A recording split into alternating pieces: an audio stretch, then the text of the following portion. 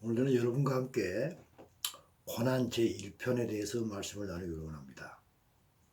그리스도인에게 하나님의 은혜가 당연하다면 그리스도인이기 때문에 당하는 고난 역시 그리스도인에게는 지극히 당연할 것입니다.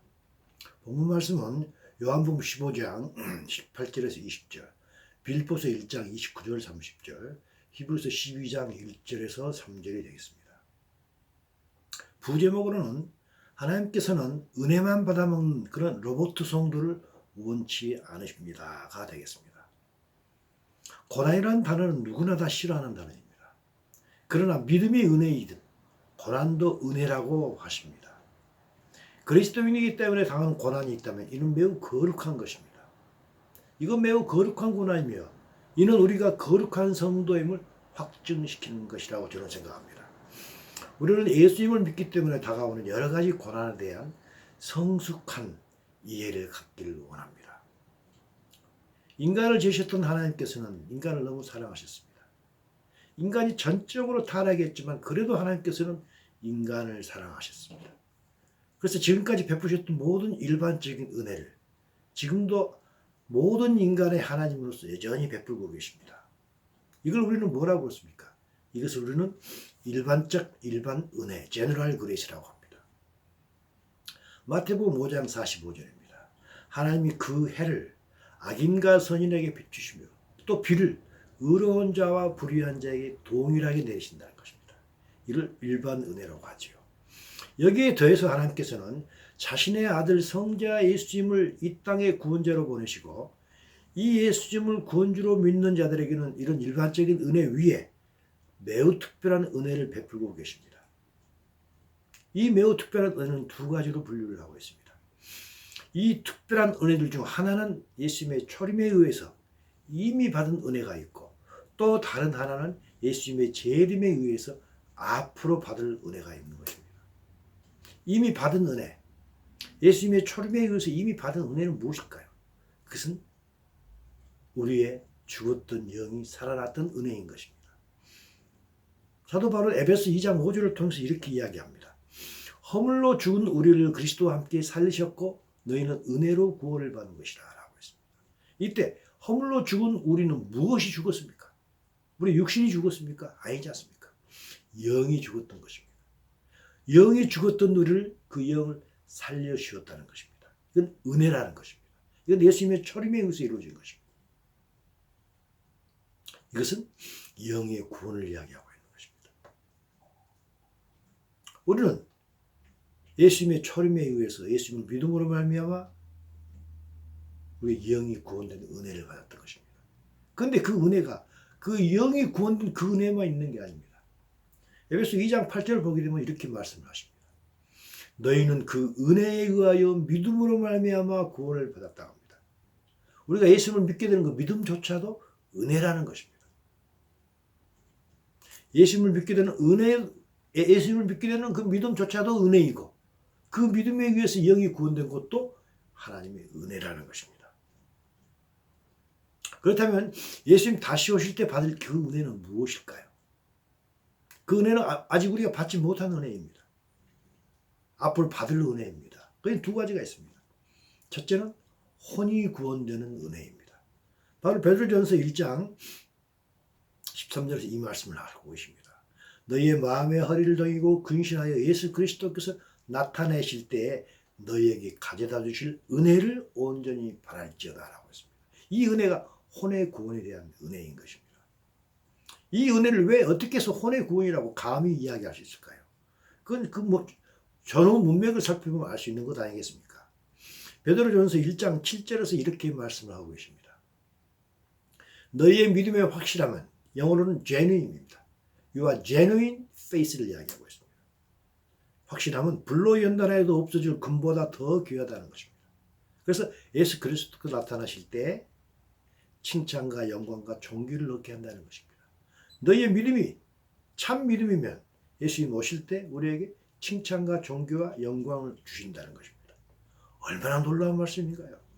우리가 하나님으로부터 칭찬과 영광과 존귀를 얻다니요. 무시무시한 이야기입니다. 여러분 이것을 기대하십니까? 그렇다면 우리가 어떤 모습일 때 하나님께서 우리를 이렇게 칭찬하시고 영광을 주시고 존귀를 주신다고 했습니까? 우리는 하나님께 무엇을 보여드릴 때 그런 걸 주신다는 것입니까? 아까 말씀드린 genuine 믿음인 것입니다. 참된 믿음인 것입니다. 그리스도인이기 때문에 당할 수밖에 없는 그 고난에 굴복하지 않는 믿음을 보일 때 예수님께서는 강림하실 때 우리에게 영광을 주시고 칭찬을 주시고 존귀를 주신다는 것입니다. 그러면서 이 말씀을 연이어서 부연 설명하십니다. 바로 베드로전서 1장 8절입니다. 예수를 너희가 보지 못하였으나 사랑한도다. 지금도 보지 못하나 믿고 말할 수 없는 영광스러운 즐거움으로 기뻐하니, 보지 못하였지만 사랑하고 지금도 보지 못하지만 믿고 말할 수 없는 영광스러운 즐거움으로 기뻐하는 그 이유가 뭐라고 됐습니까? 바로 연이어 있는 1장 9절입니다. 믿음의 결국 곧 영혼의 구원을 받음이라 라고 했습니다. 한글로는 영혼의 구원이라고 했는데 영어로 보면 The salvation of your soul입니다.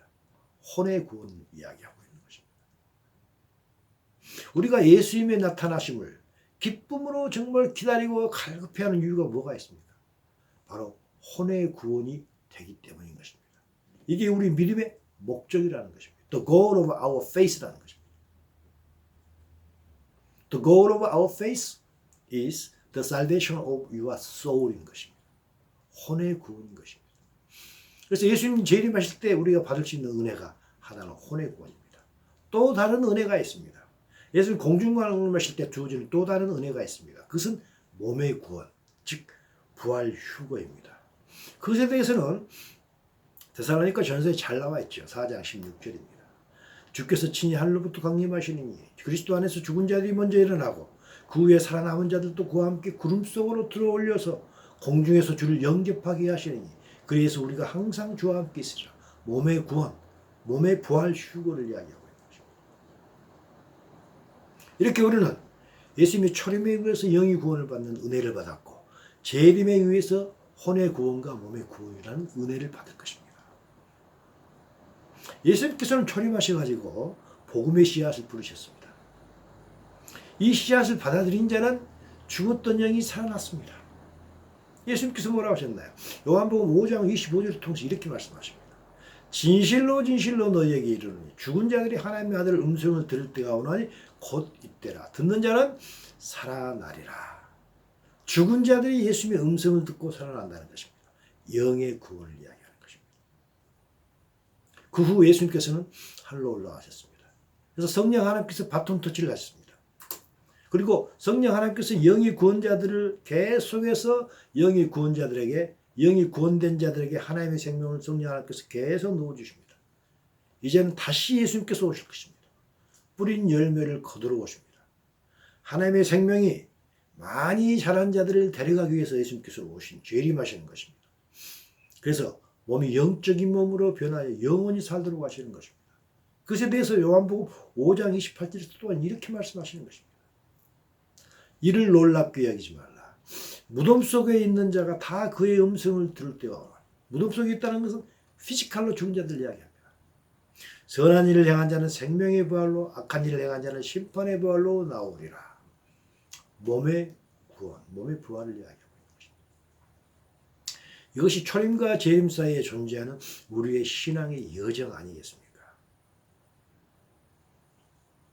그러나 이런 혼의 구원과 몸의 구원의 은혜가 우리에게 온전히 이루어지기 위해서 우리에게는 반드시 우리가 겪어야 되고 통과해야 되는 그런 과정이 있다는 것입니다. 물론 가장 중요한 것은 우리에게 genuine 믿음, 참된 믿음이 있다면 반드시 그 과정은 일어나게 될 것입니다. 이 과정을 겪지 못하면 우리 혼의 구원과 몸의 첫째 부활이라는 은혜가 이루어지지 않는 것입니다. 그것은 무엇일까요? 오늘에 제가 말씀드리고 싶은 게 바로 그것인 것입니다. 그것이 무엇일까요? 그것을 말씀드리기 전에 예수님께서는 요한복음 15장 19절을 통해서 이렇게 말씀하셨습니다. 너희가 세상에 속하였으면 세상이 자기의 것을 사랑할 것이나 너희는 세상에 속한 자가 아니요 도리어 내가 너희를 세상에서 택하였기 때문에 세상이 너희를 미워한다고 했습니다. 우리가 겪어야 되는 것은 세상으로부터 미움을 받는 것입니다. 이 겪어야 하는 것을 예수님께서 먼저 겪으셨습니다. 바로 고난이었던 것입니다. 은혜가 그리스도인들에게 자연스러운 것이라면 그리스도인이기 때문에 겪는 고난 역시 너무 자연스러운 것 아니겠습니까? 만약에 그리스도인이기 때문에 당하는 이 고난이 없다면 자신을 스스로 점검해 보아야 될 것입니다. 십중팔구는 회색 성도일 것입니다. 물론 이 고난은 우리가 흔히 말하는 고생과는 전혀 관계없는 개념이라는 것은 분명히 알아야 될 것입니다. 인간을 구원하기 위해서 예수님께서 이 땅에 오셨습니다. 그때 이 예수님을 사람들은 어떻게 대했을까요? 바로 요한복음 1장 4절을 통해서 분명하게 말씀하십니다. 그 안에 생명이 있었으니 이 생명은 사람들이 빛이라. 빛이 어둠에 비쳤지만 어둠이 전혀 깨닫지 못했던 것입니다. 사실 하나님께서는 이 땅에 오시기 전에 예수님이 이 땅에 오시기 600년, 700년 전에 이미 선지자를 통하여서 예수님께서 이 땅에 오실 것을 미리서 말씀해 주셨습니다. 하나님께서 늘 하시는 방법이시죠. 그러나 막상 예수님께서 이 땅에 오셨을 때 동방박사 3사람과 양치기 몇 사람을 제외하고는 아무도 그를 알아보지 못했습니다. 철저하게 예수님께서는 이 세상 사람에 의해서 무시당했던 것입니다. 그뿐 아닙니다. 태어나자마자 살해당할 뻔까지 했지 않습니까? 이뿐 아닙니다. 예수님께서 공생의 기간 동안 하셨던 말씀이 있습니다. 바로 마태복음 11장 16절에서 이 말씀을 하셨습니다. 이 세대를 무엇으로 비유할까? 비유하건대 우리가 너희를 향하여 피리를 불어도 너희가 춤추지 않고 우리가 슬피 울어도 너희가 가슴을 치지 않았다고 합니다. 피리를 불었단 말은 무슨 말인가요? 복음을 줬다는 소리입니다. 듣기 좋은 복음, 복된 소식을 주었지만 그들은 춤도 추지 않았습니다. 슬피 울었다는 것은 무엇인가요? 너희들 회개하라고 했던 것입니다. 그래도 가슴 치지 않았던 것입니다. 유대인들은 예수님에 대해서 전혀 마이동풍이었던 것입니다. 그래서 예수님께서 어떤 말씀하신 적이 있나요? 누가복음입니다. 예수께서 이르시되 여우도 굴이 있고 공중에 새도 있는데 집이 있는데 인자는 너희들 곳이 없다고 했지 않습니까? 결국 예수님께서는 십자가상에서 손과 발을 못 박히시고 돌아가시게 됩니다. 하나님이신 예수님께서 피조물인 인간에 의해서 처참한 죽음을 당하신 것입니다. 이는 물론 하나님의 철저한 계획이었고 수많은 인간이 이 계획을 완성시키는데 조력을 했던 것이지요. 이 계획은 사실 이미 창세전에 만드셨고 예수님 십자가 사건 1500년 전에 이미 모세 시대의 유월절을 지키게 함으로 말미암아 이스라엘 사람들에게 이미 알려주셨던 것입니다. 유월절에 어린 양으로 오신 예수님께서 바로 유월절 그날 돌아가셨던 것입니다. 마가복음 14장 1절에 보면 이 말씀이 나옵니다. 이틀이 지나면 유월절과 무교절이다. 대제사장들과 서기관들이 예수를 흉교로 잡아주일 방도를 구하며 이르되 밀란이 날까 하노니 명절은 하지 말자고 했습니다. 유월절은 예수님을 죽이지 말자 했습니다. 하지만 바로 유월절날 예수님께서는 십자가에 돌아가셨던 것입니다. 비록 예수님께서는 인간을 구하기 위하여 하나님 아버지 뜻대로 오셨지만 그분은 인간에 의한 철저한 고난을 받으셨던 것입니다. 이 세상에 살았던 모든 사람 중 가장 많은 고난을 받으신 분 바로 예수 그리스도 아니겠습니까? 인간의 모든 죄짐을 지셔야 했기 때문에 그 무거운 고난이 필요했던 것입니다. 출생부터 죽음까지 온통 고난이었던 것입니다. 하지만 예수님의 마지막은 어땠을까요? 히브리서 12장 2절입니다. 오늘 읽었던 내용입니다. 믿음의 주여 또 온전케 하시는 이인 예수를 바라보자. 그는 그 앞에 있는 기쁨을 위하여 십자가를 참으사 부끄러움을 기어치 아니하시더니 하나님 보좌 우표에 앉아 계셨다고 합니다. 이 땅에서는 철저한 고난이셨지만 결국은 하나님 보좌 우편이라는 최고의 위치에 앉아 계신 것입니다. 히브리서 기자는 우리에게 무엇을 말하려고 하는 것일까요? 예수님께서 고난으로 시작해서 영광으로 끝나듯이 너희도 이 세상 사는 삶이 고난이겠지만 예수님께서 영광으로 끝났듯이 너희도 영광으로 끝나는 이 예수님의 삶이 너희의 일생이 되기를 바란다는 그거 아니겠습니까?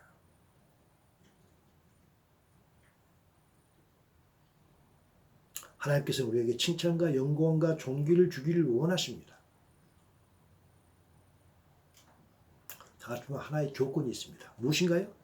genuine faith입니다. 참된 참 믿음인 것입니다. 그렇다면 참된 믿음의 증거는 무엇일까요? 그것은 예수님 제자로 살아갈 때 다가올 수 있는 여러 가지 불같은 고난을 참고 하나님에 대한 믿음을 절대로 버리지 않는 것입니다. 하지만 이것은 쉽지가 않습니다. 왜냐하면 신앙은 긴 여정이기 때문입니다. 한두 번 참고 건너갈 수는 있습니다. 하지만 신앙은 길고 긴 여정입니다. 그래서 히브리서 기자는 히브리서 12장 3절을 우리에게 이야기하는 것입니다. 너희가 피곤하여 낙심하지 않기 위하여 얼마든지 우리가 신앙생활할 때 계속해서 고난을 받을 때 피곤할 수 있고 낙심할 수 있다는 것입니다. 그러지 않기 위하여 죄인들이 이같이 자기에게 거역한 일을 참으신 예수님을 생각하라고 우리에게 말씀하셨던 것입니다. 어떤 일이든 영광을 취하기 전에 반드시 거쳐야만 되는 일련의 과정이 있는 것 아니겠습니까? 어느 누구든 이 과정을 건너뛸 수는 없는 것 아니겠습니까? 예수님마저도 동일하게 이 과정을 건너뛰지 않으셨습니다. 이 과정이 무엇인가요? 바로 고난이라는 과정인 것입니다. 이 고난이 올 때 고난을 잘 견뎌낸 이 예수님을 바라보면서 신앙생활을 하면 길고 긴 신앙생활이 낙심이 덜 되고 덜 피곤하게 된다고 이야기했던 것입니다. 얼마나 인간적인 우리에게 공변을 하고 있습니까? 히브리서 기자는 이런 이야기를 합니다. 바로 12장 1절입니다. 이러므로 우리에게 구름같이 둘러싼 허다한 증인들이 있으니 이때 허다한 증인들이 무엇인가요? 무엇을 증거하는가요? 바로 11장에 있는 이야기입니다. 하나님의 나라에 대한 이야기입니다. 하나님의 나라는 분명히 있다고 하는 사람들이 수없이 많다는 것입니다. 그들이 있으니 모든 무거운 것과 얽매이기 쉬운 죄를 벗어버리고 인내로서 우리 앞에 당한 경주를 하며 라고 했습니다. 무슨 말일까요? 그리스도인은 이 세상 나라를 살아가고 있지만 하나님 나라를 바라보며 사는 사람입니다. 그 증인들이 수많은 증인들이 우리에게 있다는 것입니다. 하늘나라는 분명히 있다는 증인들이 엄청나게 많이 구름같이 많다는 것입니다. 예수님께서 고난을 받으신 후에 지금 앉아 계시는 그곳인 하나님 나라가 분명하게 존재한다는 것입니다. 그렇기 때문에 그 나라에 들어가기 위해 어떻게 신앙생활을 해야 되는지 히브리서 기자는 우리에게 고민하는 것입니다. 이때 세 가지 let라는 단어를 사용합니다. let us.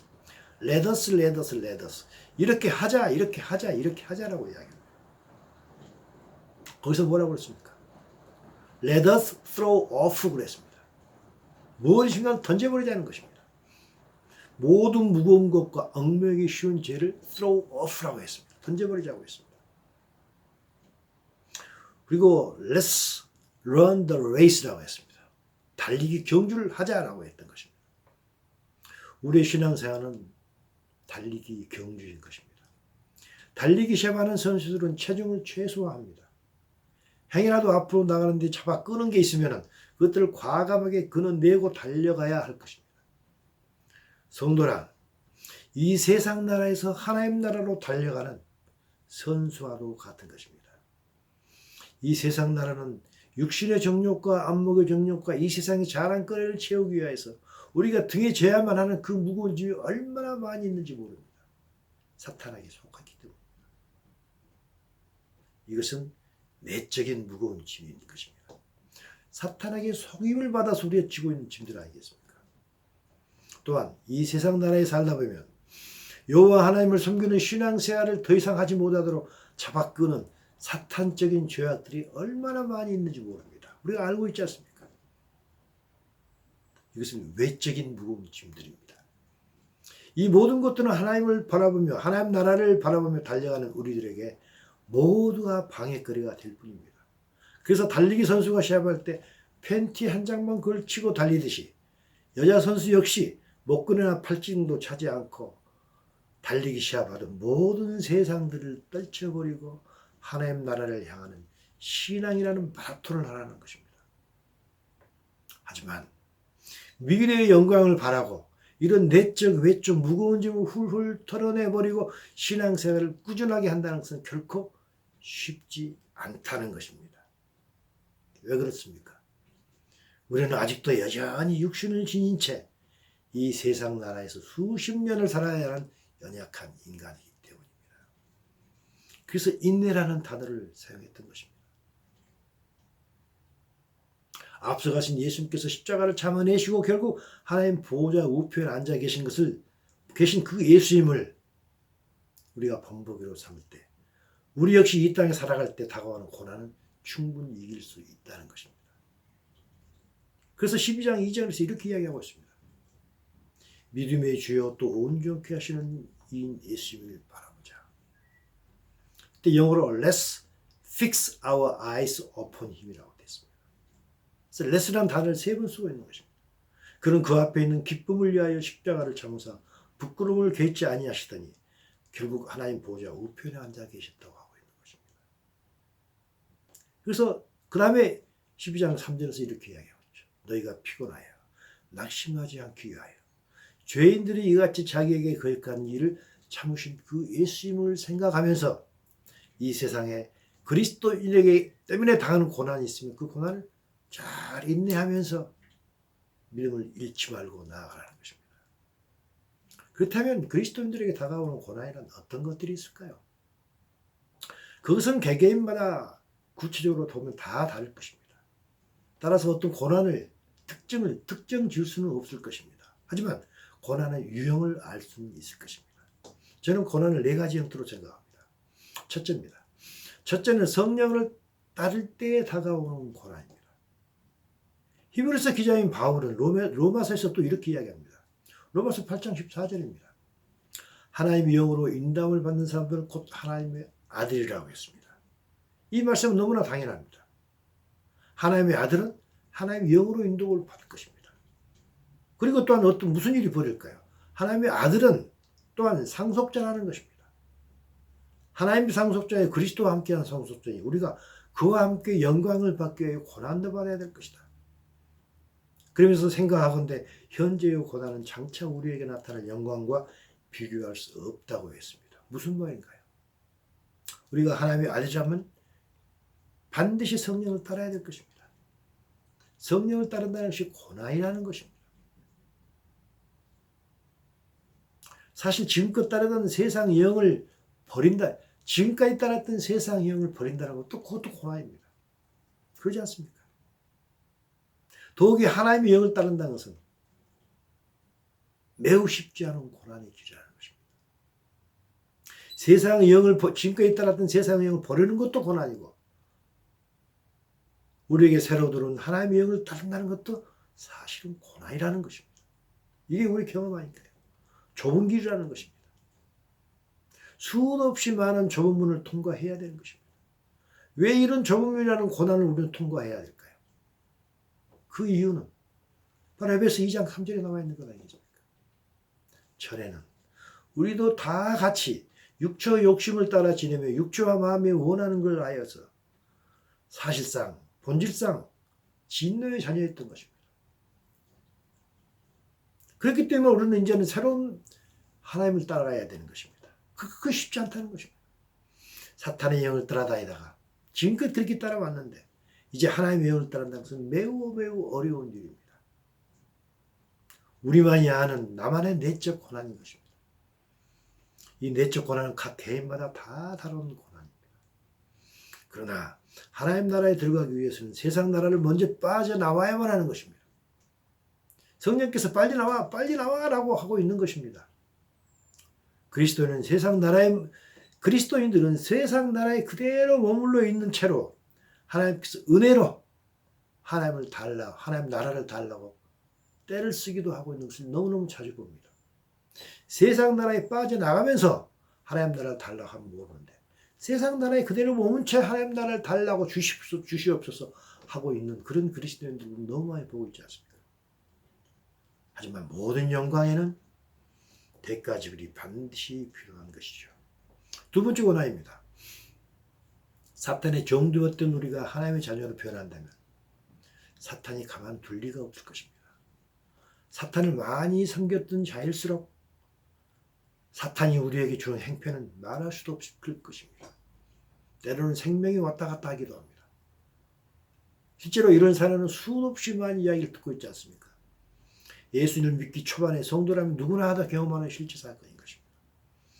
어떤 사람은 예수 믿기 전에 집안이 풍비박산 나기도 하며, 어떤 사람은 교회에 처음 교회에 출석하려고만 하면 집안에 시끄러운 일이 생겨가지고 기분이 잡쳐가지고 교회 출석하는 일을 포기하기도 합니다. 사탄에게 속은 것입니다. 이때 얼른 알아차리고 밀고 나가야만 되는 것입니다. 바로 사탄이 우리에게 주는 행패인 것입니다. 고난인 것입니다. 세 번째 고난입니다. 이건 외부에서 오는 고난도 있는 것입니다. 외적인 갈등입니다. 믿지 않는 이웃으로부터 가해지는 고난입니다. 이건 매우 당연한 것입니다. 왜냐하면 믿지 않는 자들은 세상 나라에 속해 있기 때문에 하나님 나라에 속한 자를 핍박한다는 것은 너무너무 당연한 것 아니겠습니까? 그들은 이렇게 이야기하죠. 교회가 얼마나 잘못된 소굴인데 너도 그 집단에 속한 사람이네? 라고 하면서 눈총을 주기도 합니다. 이뿐만이 아닙니다. 교회 안으로부터서도 고난을 당하기도 합니다. 성령을 따르고자 할 때 외부에서 너만 교회 다니고 이 말만 하는 것이 아니라 하나님의 경륜에 대한 인식 차이 때문에 어린 자에 의해서 성숙된 자가 당하는 그런 교회 내의 고난도 자주 있는 것입니다. 실제로 당하는 고난이죠. 네 번째 마지막 고난이 또 있습니다. 그건 하나님께서 우리를 성숙시키기 위해서 우리를 훈련시키는 그런 고난인 것이죠. 바로 히브리서 12장 6절에서 말씀하고 계십니다. 주께서 그 사랑하는 자를 징계하시고, 이때 징계가 영어로는 디시플린입니다. 훈련시키는 것입니다. 그가 받아들이시는 아들마다 채찍질 하심이라고 했습니다. 이 훈련 역시 우리에게는 고난입니다. 그러나 이는 우리를 변화시켜서 하나님을 닮아가게 하시는 하나님의 방법입니다. 이것을 잘 참고 인내할 때 우리는 소망을 갖게 됩니다. 바로 로마서 5장 3절 내용입니다. 다만 이뿐 아니라 우리가 환난 중에도 즐거워하는, 이때 환난은 무엇인가요? 하나님께서 우리에게 주신 그 고난인 것입니다. 환난은 인내를 연단을 낳고 연단은 소망을 이룬다고 했습니다. 이때 연단이 뭔가요? 캐릭터입니다. 우리의 캐릭터가 변했을 때 우리는 소망을 갖는다는 것입니다. 하늘나라에 대한 소망을 갖는다는 것입니다. 어떤 성도는 이렇게 말하죠. 나에게는 아무런 그런 고난이 없는데요. 이런 일이 일어나지 않는데요. 라고 합니다. 그렇다면 이런 성도들은 자신의 신앙을 반드시 점검해 보아야 할 것입니다. 신앙이 매우 초보이든지 아니면 회색지대 안에 있는 것입니다. 신앙이 분명하다면 그 사람은 이 세상 나라에 사는 동안 반드시 외부로부터 멸시와 천대와 왕따의 눈초리를 느끼지 않을 수가 없을 것입니다. 그래서 예수님께서도 이 세상에 머리 둘 곳이 없었다고 하셨듯이 신앙이 분명한 성도라면 그 사람은 예수님처럼 이 세상에는 머리 둘 곳이 없고 머리를 항상 하늘만을 향하게 될 것입니다. 결론을 내도록 하겠습니다. 요한복음 2장 23절입니다. 요한복음 2장 23절입니다. 6월절에 예수님께서 예루살렘에 계신 이 많은 사람이 그 행하시는 표적을 보고 그의 이름을 믿었지만 예수님께서는 그의 몸을 그들에게 의탁하지 않았다고 합니다. 이는 그가 친히 사람 속에 있는 것들을 아심이라고 했습니다.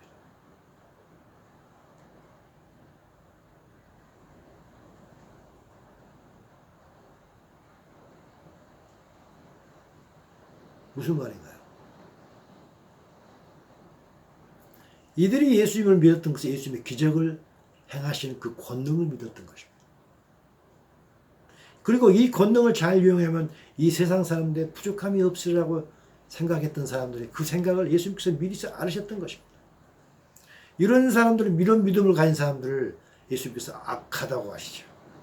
그들의 믿음은 이 세상 복을 채워주시는 능력을 가진 그런 예수님으로 믿은 것이지 이 예수님을 믿어서 하늘나라로 간다는 그 믿음은 전혀 없었던 것입니다. 이렇게 예수님을 세상적 복을 채워주시는 그런 분으로 오해하는 그런 믿음을 가진 자는 예수님의 동역자가 될 수 없는 것입니다. 이런 자에게는 예수님 믿기 때문에 따르는 고난이 또 있을 수가 없는 것입니다. 이런 자는 예수님이 주시기 원하시는 상급이 있는 구원도 이루지 못하는 것입니다. 그리스도인들에게 고난은 지극히 당연한 것입니다. 하지만 이런 그리스도인들, 예수님을 복받기 위한 수단으로 믿는 그리스도인들에게는 고난이 전혀 다가오지 않는 것입니다. 그리스도인이 아니기 때문에 그리스도인이기 때문에 다가오는 고난은 지극히 당연한 것입니다. 믿음이 은혜이듯이 고난도 은혜인 것입니다. 이 고난을 두려워하면서 영광을 바란다면 도랑을 치지도 않으면서 가지 잡으려고 하는 그런 동일하게 어리석은 자가 될 것입니다. 골로새서 1장 24절로 제가 이야기를 마치기를 원합니다. 나는 이제 너희를 위하여 받는 괴로움을 기뻐하고 그리스도의 남은 고난을 그의 몸된 교회를 위하여 내 육체에 채운다고 했습니다. 무슨 말인가요? 이 고백이, 사도 바울의 이 고백이 우리의 고백에 대해서 이 땅 위에 진정으로 예수 그리스도의 몸이 되는 참된 교회가 세워지기를 원합니다. 예수님께서 담은 고난이 있었는데 아직도 남은 고난이 있다는 것입니다. 그 고난을 내가 나의 몸된 교회를 위해서 내 육체로 채우기를 원했다고 하는 사도 바울의 고백이 우리 모두의 고백이 되기를 간절히 소원합니다.